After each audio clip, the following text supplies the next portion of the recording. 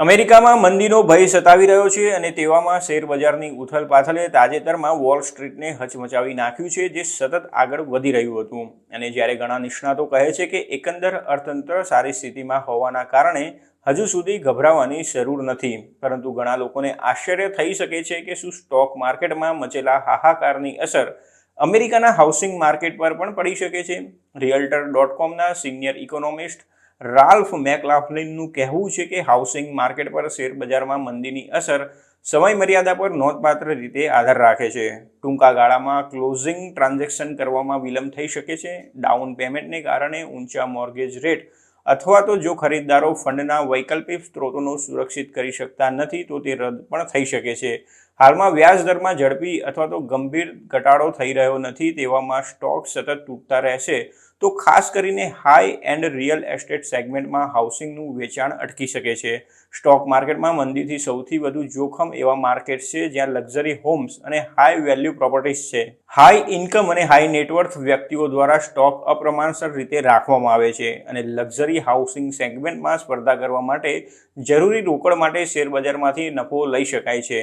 જ્યારે સ્ટોક્સની વેલ્યુમાં વધારો થાય છે ત્યારે સ્ટોક હોલ્ડર્સ વધુ ખર્ચાળ રિયલ એસ્ટેટમાં રોકાણ કરી શકે છે, જેનાથી લક્ઝરી હોમ્સની કિંમતો વધશે. પરંતુ જ્યારે સ્ટોક્સની કિંમત તૂટે છે ત્યારે સૌથી વધુ તાત્કાલિક અસર લક્ઝરી હોમ સેક્ટરમાં જોવા મળે છે. મેકલાફ્લિને સમજાવ્યું હતું કે જો લોકો ઘર ખરીદવા માટે સ્ટોક્સનો ઉપયોગ કરે છે તો તેઓ ડીલ ક્લોઝ કરવામાં વિલંબ કરી શકે છે, કેમ કે હાલમાં સ્ટોક્સની કિંમત તૂટી છે, જેના કારણે તેઓ ફંડ માટે અન્ય કોઈ સ્ત્રોત શોધશે. આ ઉપરાંત હાઈ મોર્ગેજ રેટના કારણે ઓછું ડાઉન પેમેન્ટ ભરવાનું પસંદ કરશે અથવા તો તેઓ ડીલ ક્લોઝ નહીં કરે કે પછી રદ પણ કરી શકે છે. સપ્લાય અને ડિમાન્ડના કાયદા પણ જણાવે છે કે આનાથી ઘરની કિંમતોમાં ઘટાડો થઈ શકે છે, ખાસ કરીને તે સેગમેન્ટમાં જે તે સંભવિત સ્ટોક હોલ્ડર્સ કે લક્ઝરી બાયર્સને આકર્ષે છે. લાંબા ગાળે વ્યાપક આર્થિક સ્થિતિઓ પણ નિર્ણાયક ભૂમિકા ભજવી શકે છે. મેકલાફ્લિને સમજાવ્યું હતું કે જો શેરબજારની મંદી ઉચ્ચ બેરોજગારી, છટણી, વેતનમાં ધીમી અથવા તો નકારાત્મક વૃદ્ધિ અને ઘટી રહેલા જીડીપી જેવા વ્યાપક આર્થિક અસંતોષને પ્રતિબિંબિત કરે છે તો આપણે શેરબજારમાં ફેરફાર અને રિયલ એસ્ટેટ માર્કેટમાં નરમાઈ વચ્ચે સીધું કારણ જોઈ શકીએ છીએ. મંદીવાળા શેરબજારની સૌથી વધુ અસર ક્યાં થઈ શકે છે તે સમજવા માટે ન્યૂયોર્ક પોસ્ટ દ્વારા $1 મિલિયન વધુ કિંમતના ઘરોના સૌથી વધુ પ્રમાણ ધરાવતા અને જ્યાં છેલ્લા 5 વર્ષમાં આ સેગમેન્ટ સૌથી વધુ વિકસ્યું છે તે ઓળખવા માટે 100 સૌથી મોટા મેટ્રોના ડેટાનું વિશ્લેષણ કરવામાં આવ્યું છે. આ માપદંડોના આધારે San Jose, California, San Diego અને લોસ એન્જલસના હાઉસિંગ માર્કેટ્સ એવા ક્ષેત્રોની યાદીમાં ટોચ પર છે જે શેરબજારમાં મંદી માટે સંવેદનશીલ હોઈ શકે છે, એટલે કે તેમને ઝડપથી અસર થાય છે. આ પેસિફિક કોસ્ટ મેટ્રોની સંયુક્ત વસ્તી 18 મિલિયનથી વધુ છે, તેમાં $1 મિલિયન વધુ કિંમતના ઘરોનો મોટો હિસ્સો છે. આ ઉપરાંત દરેક શહેરની સરેરાશ લિસ્ટ પ્રાઇસ $1 મિલિયન વધુ છે, મતલબ કે બજારમાં તમામ ઘરોમાં અડધાથી વધુ આ થ્રેશોલ્ડને હિટ કરે છે.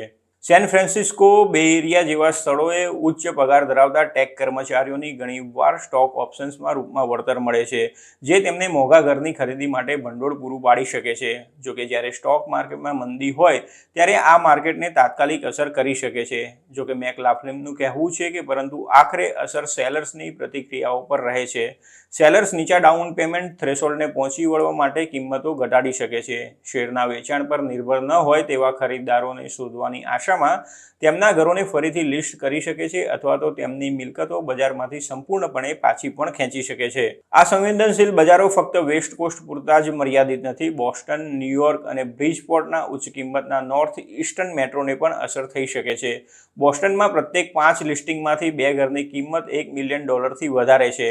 જો કે ફક્ત 5 વર્ષ પહેલા જ આ સંખ્યા દર 5માંથી 1 હતી. આ દેખાડે છે કે શેરના ભાવમાં વધારો થયો તે સમયે જ ઘરની કિંમતો કેવી રીતે વધી છે.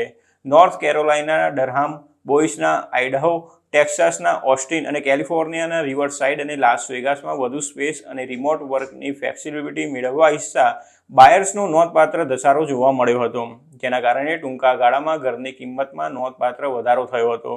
ડરહમમાં પહેલા દર 20માંથી 1 ઘરની કિંમત $1 મિલિયન થી વધારે હતી, જ્યાં હવે પ્રત્યેક 5માંથી 1 ઘરની કિંમત આટલી થઈ ગઈ છે. લાસ વેગાસ પરંપરાગત રીતે પ્રમાણમાં એફોર્ડેબલ હાઉસિંગ માટે જાણીતું હતું, જ્યાં ઓછા ટેક્સ અને વધારે સ્પેસ ઈચ્છતા હોમ બાયર્સના ધસારાને કારણે હાઈ વેલ્યુ પ્રોપર્ટીમાં નાટ્યાત્મક ભાવ વધારો થયો છે.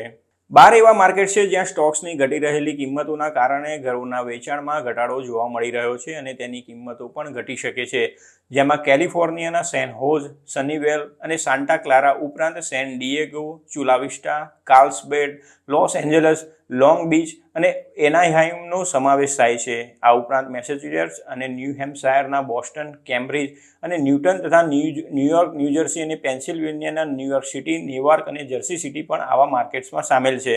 આ ઉપરાંત કનેક્ટિકટના બ્રિજપોર્ટ, સ્ટેમફોર્ડ, નોરવોક તથા નોર્થ કેરોલાઇનાના ડરહમ અને ચેપલ હિલ, આઇડાહોનું સ્ટેટ બોઇસે સિટી, ટેક્સાસના ઓસ્ટિન, રાઉન્ડ રોક તથા જ્યોર્જટાઉન ઉપરાંત કેલિફોર્નિયાના રિવરસાઇડ, સેન બર્નાર્ડિનો અને નેવાડાના લાસ વેગાસ, હેન્ડરસન અને પેરેડાઇઝ એવા માર્કેટ છે જ્યાં સ્ટોક માર્કેટની મંદીથી હાઉસિંગ માર્કેટને તાત્કાલિક અસર પડી શકે છે.